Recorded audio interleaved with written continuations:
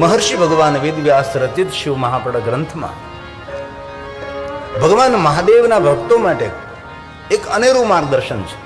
અને વારંવાર કહું છું કે મહાદેવના ભક્તો એકવાર શિવ મહાપડ ગ્રંથનું પારણ કરવું જોઈએ. જે મનુષ્ય એકવાર શિવ મહાપડ ગ્રંથનું પારણ કરે છે સજીવન મુક્ત ઉચ્ચતે. મુક્તિ માટે તેને કોઈ સાધના ઉપાસના અનુષ્ઠાન કરવાના રહેતા નથી. એ જીવિત હોય પણ એ જીવાત્મા મુક્ત છે. તેથી આપને જો અક્ષર જ્ઞાન ન હોય, વાંચી ન શકતા હોય તો સાંભળવું. શ્રવણ માત્ર ને શિવલોકમ વ્રજન નર.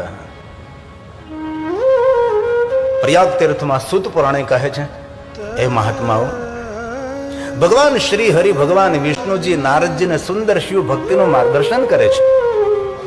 ભગવાન વિષ્ણુજીએ કહ્યું કે નારદ, ભગવાન મહાદેવને પ્રિય છે રુદ્રાક્ષ. આપ રુદ્રાક્ષને ધારણ કરો. સદૈવ રુદ્રાક્ષ ધાર્યા.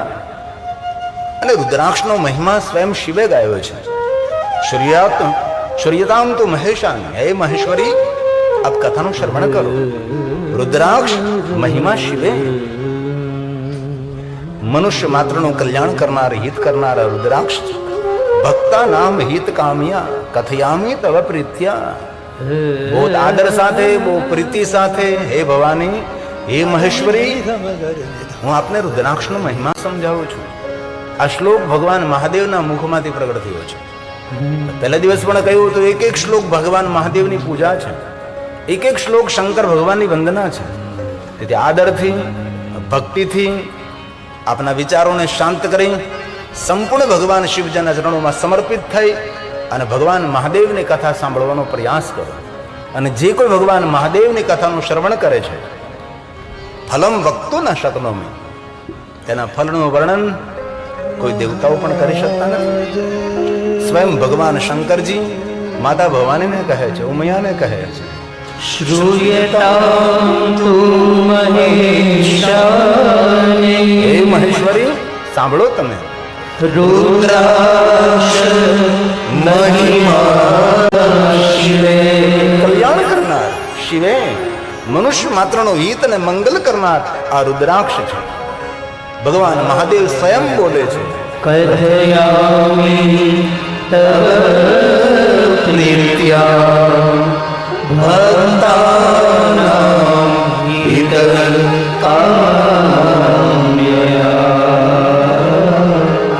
ભક્તાનાં હિતકામ્યા. સૂત પુરાણજી પ્રયાગ તીર્થમાં કહે છે, એ મહાત્માઓ, શિવ પ્રિયતમ, ભગવાન મહાદેવને અતિ કોઈ પ્રિય વસ્તુ હોય તો રુદ્રાક્ષ છે. રુદ્રાક્ષ પરમ પાવન. દર્શન માત્ર, રુદ્રાક્ષનું દર્શન કરવા માત્રથી, રુદ્રાક્ષના સ્પર્શ કરવા માત્રથી કહ્યું સર્વ પાપ વિનિર્મુક્ત. જીવનના દરેક પાપોમાંથી મુક્ત કરનાર રુદ્રાક્ષ છે. તેથી માણસે 24 કલાક રુદ્રાક્ષ પહેરવો જોઈએ. કોઈ પણ સંપ્રદાયમાં, કોઈ પણ વિચારધારામાં હોય, પણ મનુષ્ય માત્રનો મંગલ અને કલ્યાણ કરનાર રુદ્રાક્ષ આપણું કવચ છે. રુદ્રાક્ષ આપણો રક્ષક છે. તેથી કોઈ પણ પુરુષ, કોઈ પણ સ્ત્રી 24 કલાક રુદ્રાક્ષ પહેરી શકે છે. સર્વ સિદ્ધાંત નિષ્ફલમ. આ સૂત પુરાણજી પ્રયાગ તીર્થમાં બોલ્યા છે.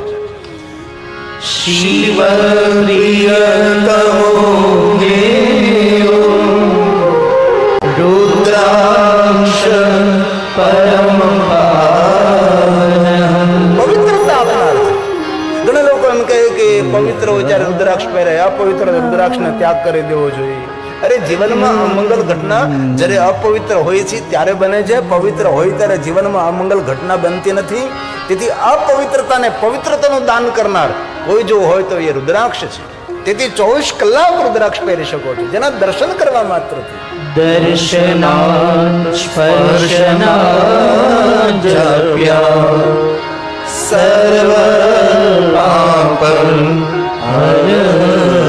સ્મૃત. સર્વ પાપ સ્મૃત. ધ્યાન દીજીએ.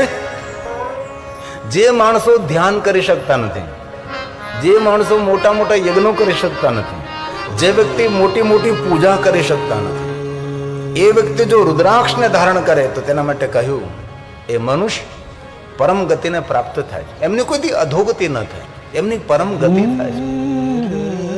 આ ભગવાન મહાદેવના વચનો છે. એટલે આપણે સૌ ધ્યાન ન કરી શકીએ. ધ્યાન પરંપરા શું છે એ પણ આપણને ખબર ન હોય.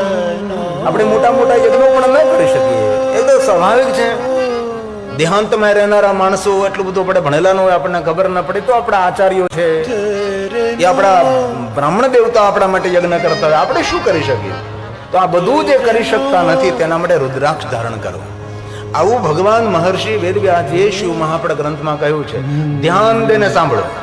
ધ્યાન જ્ઞાનાવમૂતો જે ધ્યાન ન કરી શકે, જે યજ્ઞ ન કરી શકે, એમને જો મુક્ત થવું હોય તો શિવપર્ણ ગ્રંથ કહે છે રુદ્રાક્ષમ ધારયેત જો રુદ્રાક્ષ પહેરે તો સર્વ પાપ વિનિર્મુક્ત યામિ પરમાં ગતિં યામિ પરમાં એક એક શ્લોક પુણ્ય આપે છે, એક એક શ્લોક પાપમાંથી મુક્ત કરે એમ નહીં. ભગવાન મહાદેવની કથા પાપમાંથી મુક્ત ન કરે, ભગવાન મહાદેવની કથા પુણ્ય આપે છે. કારણ કે પાપી માણસ ભગવાનની કથામાં પ્રવેશ જ ન કરી શકે ને.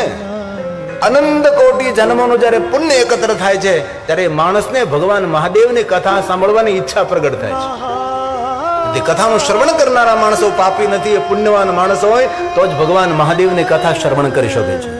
અને શિવ મહાપણમાં કહ્યું પણ છે કે જે કોઈ મનુષ્ય મહાદેવની કથાનું શ્રવણ કરે, કોઈ પણ જાતિના, કોઈ પણ વર્ણના, કોઈ પણ જ્ઞાતિના, કોઈ પણ દેશના, કોઈ પણ વેશના, જે મનુષ્ય ભગવાન મહાદેવની કથા સાંભળે છે એમના માટે ભગવાન વ્યાસે કહ્યું છે રુદ્ર એવ નઃ સંશય, એ સાક્ષાત રુદ્ર સ્વરૂપ છે. આપણા સૌ માટે તો જ્યોતિર્લિંગ 12 છે, પણ મારા માટે તો જેટલા ભગવાનની કથામાં બેઠા બધા જ્યોતિર્લિંગ છે. વક્તા તો તમારો પૂજારી છે, વક્તાનો ભગવાન કથા સાંભળનાર શ્રોતા છે. તેથી વક્તા શ્રોતાની પૂજા કરે છે. શબ્દરૂપી પુષ્પ લઈને અમે તમારા પર અર્પણ કરીએ છીએ. શિવપુરાણમાં એવું નથી કહ્યું કે વક્તા રુદ્ર રૂપો નહીં, કથા શ્રવણ કરનાર માણસ સાક્ષાત રુદ્ર સ્વરૂપ છે. આ મહાપુરુષોનો મંતવ્ય છે. યે શૃણવંતિ મુનેશેવં સાંભળો મહાત્માઓ, પુરાણં શાસ્ત્રમુત્તમં તે મનુષ્યાન મનુવ્યા રુદ્રાયેવ મહાપુરુષોનું મંતવ્ય, મહાપુરુષોનું મંતવ્ય કેવું મંતવ્ય? रुद्रायेव इसमें कोई संशय नहीं, हमारे लिए कोई संशय नहीं है. જેટલા જેટલા અમારા ભગવાનની કથાનું શ્રવણ કરે શ્રોતા, એ અમારા ભગવાન છે, અમની પૂજા કરું છું. તેથી એક એક શ્લોક પુણ્ય આપનારા શ્લોકો છે, આપણું મંગલ અને કલ્યાણ કરનારા શ્લોકો છે. હવે શિવ મહાપડ ગ્રંથની અંદર કહ્યું છે કોઈ પણ દેવનો મંત્ર, કોઈ પણ દેવીનો મંત્ર રુદ્રાક્ષની માલાથી જાપ કરી શકાય છે. કોઈના મનમાં સંશય હોય તો દૂર કરી દેજો. આટલી બધી ખોટી વાતો સમાજમાં કરવામાં આવી છે, તો શંકર ભગવાનનો મંત્ર હોય તો જ રુદ્રાક્ષની માલાથી જાપ કરી શકાય છે એવું તમને કોને કહ્યું? ભાઈ, આ શિવ મહાપડ ગ્રંથમાં કહ્યું. શ્લોક એટલા માટે હું ગાઉં છું કે હું જે તમને જે કહું છું એનો આધાર છે, તેનો પુરાવો છે, તેને સિદ્ધાંતને કોઈ કલ્પિત વાત નહીં, બની બનાવેલી વાત નહીં. તેથી ભગવાન વ્યાસ બોલ્યા છે રુદ્રાક્ષની માલાથી મંત્ર જાપ કરો. रुद्राक्षेण जपे मंत्र, કોઈ પણ મંત્ર રુદ્રાક્ષની માલાથી જ્યારે જાપ કરો છો ત્યારે મંત્ર અધિક ફળ આપે, કોટી ગણું ફળ આપે છે. આ શિવ મહાપડ ગ્રંથના શ્લોક છે. रुद्राक्षेण जपे मंत्र पुण्य कोटि गुणं ભવે. એક રુદ્રાક્ષની માળા ધારણ કરો, બીજી રુદ્રાક્ષની માળાથી જાપ કરો. જે પહેરતા હોય એનાથી જાપ ન કરે તો 10 કોટી ગણું અધિક ફળ આપે છે. જે પહેરવાની માળા અલગ હોય છે, જાપ કરવાની માળા અલગ હોય છે. આ શિવ મહાપડ ગ્રંથમાં કહ્યું છે 10 कोटि गुणं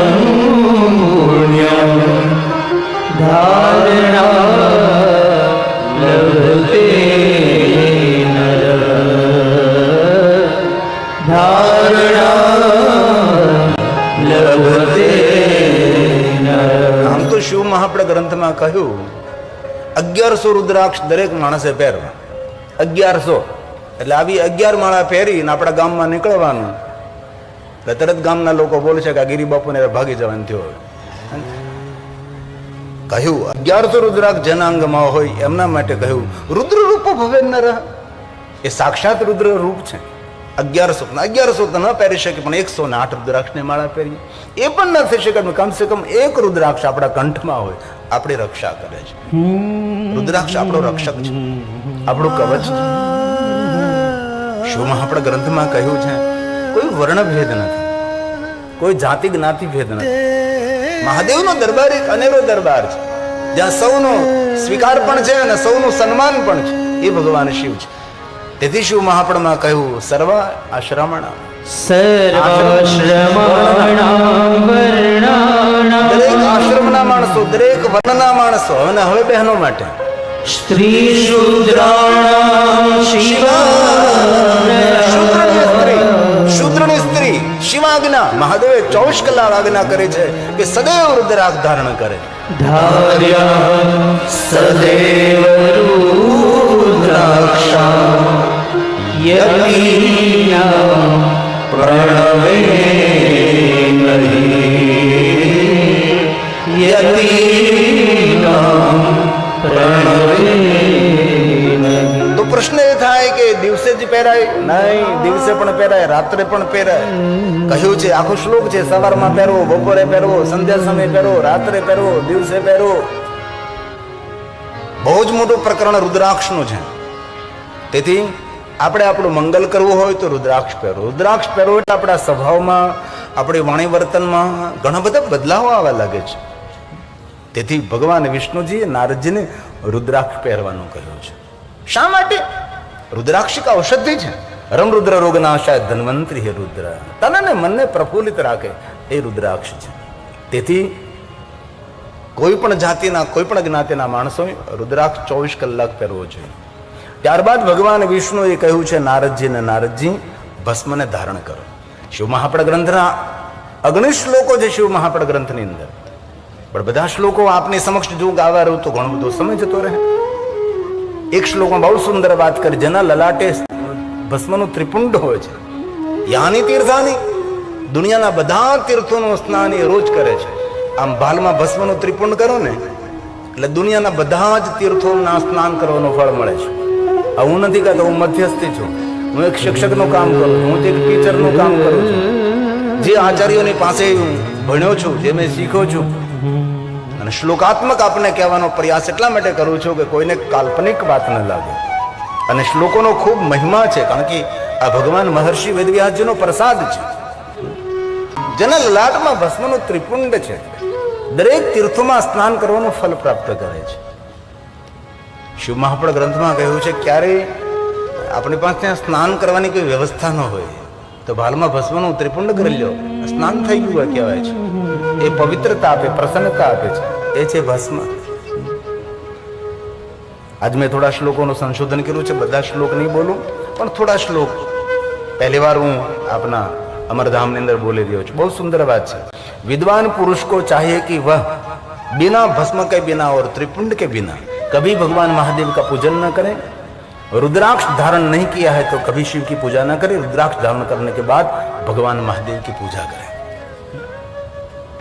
કોઈ પણ માણસ જ્યારે મહાદેવની પૂજા કરે છે ત્યારે તેના કપાળમાં ભસ્મનું ત્રિપુંડ હોવું જોઈએ, એના અંગ પર રુદ્રાક્ષ હોવો જોઈએ, અને પૂજાની સામગ્રી એકત્ર કરવી પડે છે. પહેલા બેલોપત્ર આદિ જે પૂજાની સામગ્રી હોય એકત્ર કરીને ભસ્મનું ત્રિપુંડ અને રુદ્રાક્ષને ધારણ કરી અને ભગવાન મહાદેવની પૂજા કરવી જોઈએ. ભલે તમે ભસ્મનું ત્રિપુંડ ન કરી શકો, આપણને શરમ લાગે, કારણ કે આપણે સનાતન ધર્મનું નિર્વાહ કરવાનો આપણને શરમ લાગે છે. કપાળમાં ચાંદલો કરવાનો શરમ લાગે, ત્રિપુંડ કરવાનું, તિલક કરવાની શરમ શા માટે? ભાઈ આપણી પરંપરા છે, આપણે કેમ નિર્વાહ નહીં કરીએ? ભસ્મ વગર, ત્રિપુંડ વગર મહાદેવની પૂજા નહીં, શિવનું સ્મરણ પણ નહીં, શિવની પૂજા પણ નહીં. આ શ્લોક શિવ મહાપડા ગ્રંથનો છે. એક એક શ્લોક પુણ્ય આપે છે. એટલા માટે હું ગાઉં છું આ પુણ્ય આપનારા શ્લોકો છે, આપણું મંગલ અને આપણા પરિવારનું કલ્યાણ કરનારા શ્લોકો છે, ભગવાન વ્યાસના વચનો છે. વિનાભસ્મ ત્રિપુંડેન વિના રુદ્રાક્ષમાર્યા બિલ્વ પત્રમ વિના શિવની પૂજા કેમ સંભવ બને? પૂજ્યે શંકરમ હે બુદ્ધિશાળી મનુષ્ય, પૂજ્યે શંકરમ બહુ સુંદર વાત કરી છે. હે બુદ્ધિજીવી મનુષ્ય, શંકર ભગવાનની આ રીતે તારે પૂજા કરવી. આગળ બહુ સરસ વાત કરી. હે મુનીશ્વરો, મુનિઓમાં શ્રેષ્ઠ તેને મુનીશ્વર કહેવાય. ઈશ્વર એટલે શ્રેષ્ઠ, વર એટલે શ્રેષ્ઠ. हे मनुष्य शिव पूजन करते समय यदि भस्म न मिले तो ध्यान दीजिए आप, थोड़ी देर के लिए सावधान बनकर सुनिए आप. भगवान व्यासे कह્યું છે કે હે મનુષ્યરો, જો ભાલમાં ત્રિપુંડ કરવા માટે ભસ્મ ન મળે તો ન પણ મળે, કભી ક્યારેક ક્યારેક એવું થઈ જાય કે ભસ્મ નથી તો શું કરવું? તો કહ્યું મિટ્ટીનું ભાલમાં, માટીનું ભાલમાં તિલક કરવું. इस मिट्टी का तिलक करो. भगवान शिव કેટલો સરળ દેવતા છે. રાજોપચાર પૂજા, સોના ચાંદી હીરા મોતી જ્વર્યાથી પૂજા કરીએ ભગવાનની.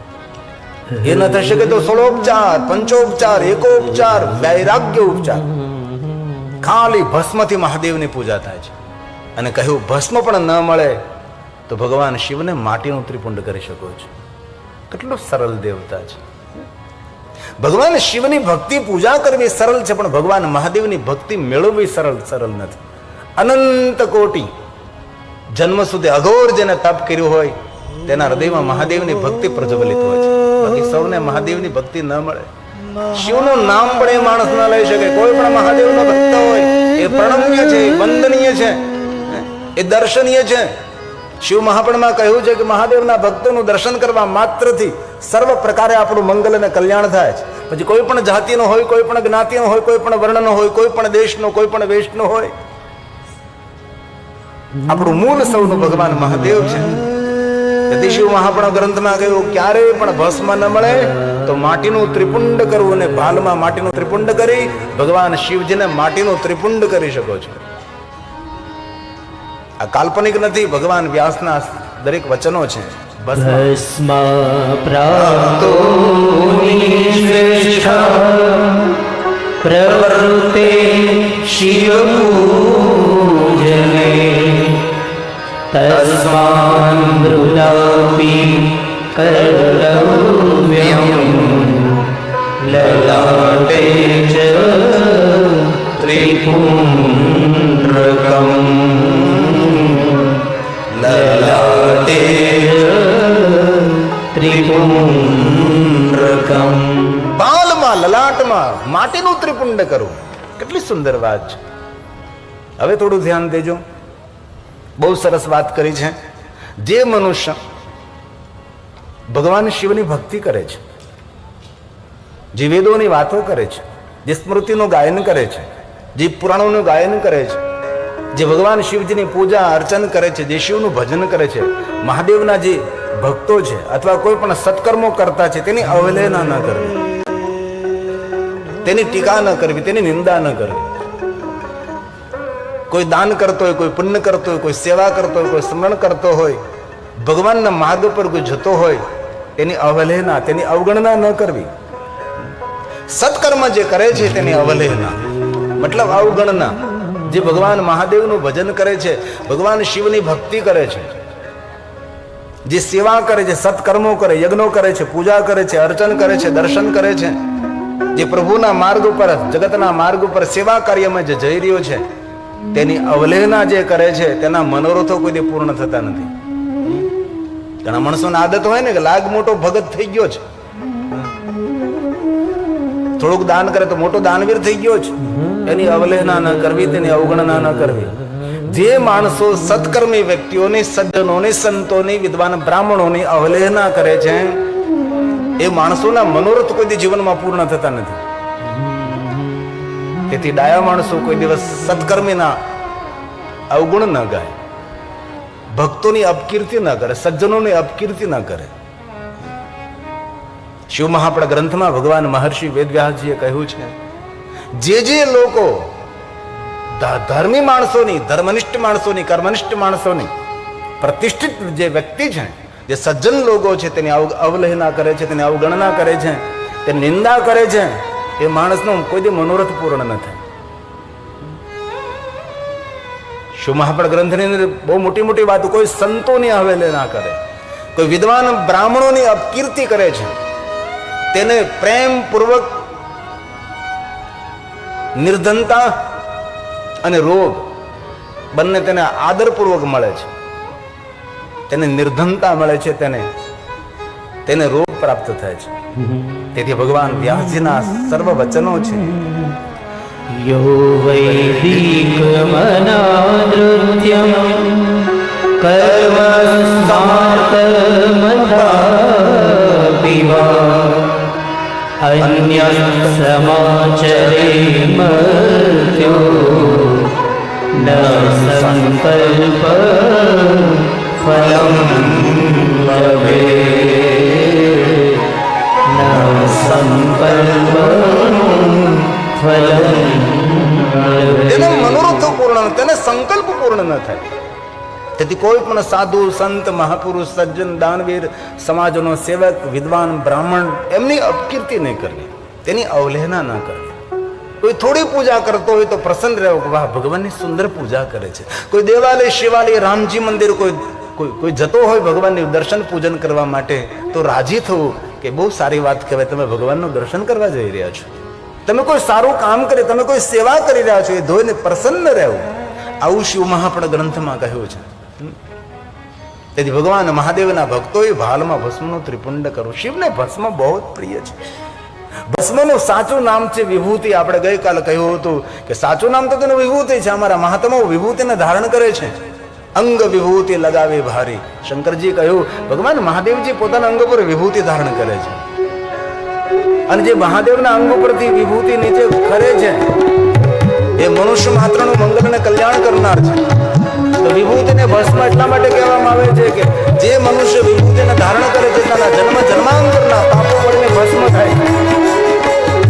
એવું નથી કહ્યું કે શિવ ભક્તોએ જે ભસ્મને ધારણ કરવી.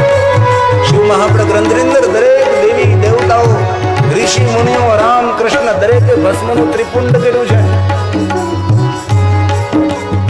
આ સુંદર એક રચના છે ભગવાન મહાદેવની.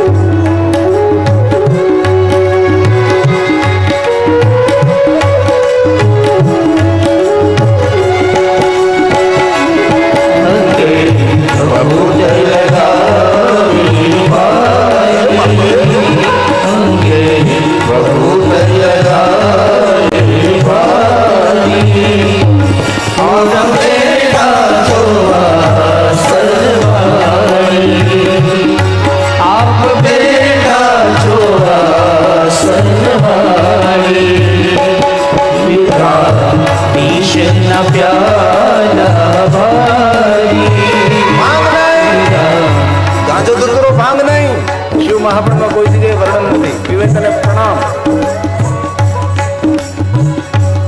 પહેલા જયારે મેં આ કાવ્યની રચના કરી ત્યારે એમ જ મેં કહ્યું હતું, પીધા ભાંગ ધતુરા ભાઈ. મારે વિદ્વાન આચાર્ય છે, એને કહ્યું નહીં, ભાંગ ધતુરા. ભગવાન શિવજી વિષને ધારણ કર્યું છે, તેથી પીધા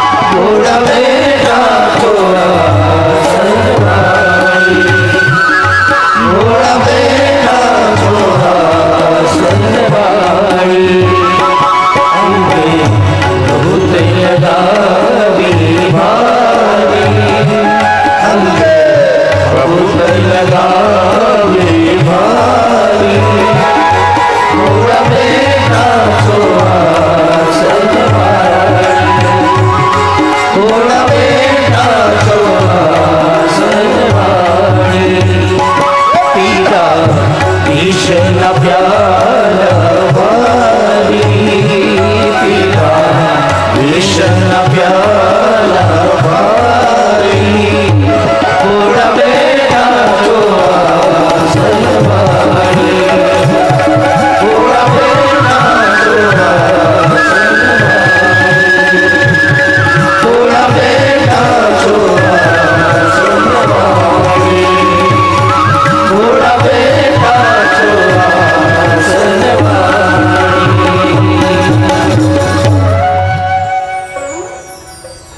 ભગવાન વિષ્ણુજી કહે છે, હે નારદ, બાલમાં ભસ્મનું ત્રિપુંડ કરો, જપે પંચાક્ષરમ સર્વ સિદ્ધિ લવે નર.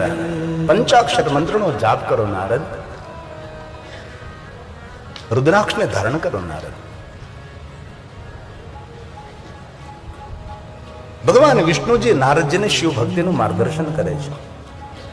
અને શિવ મહાપડા ગ્રંથમાં કહ્યું કે જેના બાલમાં ભસ્મ હોય, જેના કંઠમાં રુદ્રાક્ષ હોય, જેના મુખમાં શિવનું નામ હોય, તાપ ત્રય હરમ ત્રિવેણી સદૃશમ.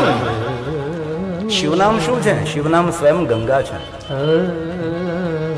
વિભૂતિ એ સ્વયં યમુના છે. વિધિનામ પ્રોક્તા સાક્ષાત સરસ્વતીનું સ્વરૂપ એ રુદ્રાક્ષ છે. તેથી જેના અંગ પર ત્રિવસ્તુ હોય છે એ ત્રિવેણી સમાન છે. ત્રિવેણી સદૃશમ, સાક્ષાત ત્રિવેણી સમાન એ મનુષ્ય છે. અને કોઈ પણ મનુષ્ય આ કરી શકે છે. આમાં કઈ અઘરો વિષય નથી. આપણે અણપઢ ને ગામડામાં દેહાંત મારે, અને અરે બહુ સરળ છે. હાલતા ચાલતા, બેસતા ઉઠતા, ખાતા પીતા, ઊંઘતા જાગતા, ઘરમાં વનમાં શમશાનમાં કોઈ પણ અવસ્થાથી આસ્થાથી ભગવાન શિવને યાદ કરો, ભાલમાં ભસ્મની બિંદી કરો, રુદ્રાક્ષને ધારણ કરો. તાપત્રય હર, આદિ વ્યાધિ ઉપાધિમાંથી મુક્ત કરનારી ત્રિવસ્તુ છે. સ્વયં શિવનું નામ સાક્ષાત ગંગા છે. આ કલ્પિત વાત નથી. આ બધા શ્લોકો શિવ મહાપડા ગ્રંથના છે.